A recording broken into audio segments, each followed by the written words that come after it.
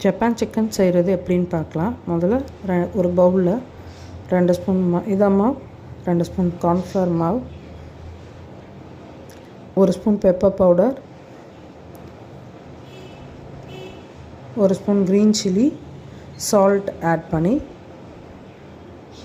Mix பண்ணிக்கோங்க. இதில் கொஞ்சம் வாட்டர் ஆட் பண்ணி லம்ஸ் இல்லாமல் கரைச்சி எடுத்துக்கோங்க. இதில் 1/2 kg போன்லெஸ் சிக்கன் போட்டு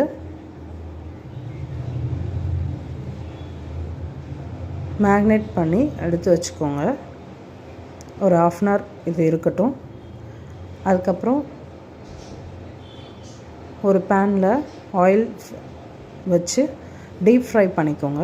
இதை 2 பேட்சஸாக போட்டுடுங்க, இல்லைனா சிக்கன்ஸ் எல்லாம் ஒன்றா ஒட்டிக்கும். அதனால் கொஞ்சம் கொஞ்சமாக போட்டு 2 பேட்சாக போட்டு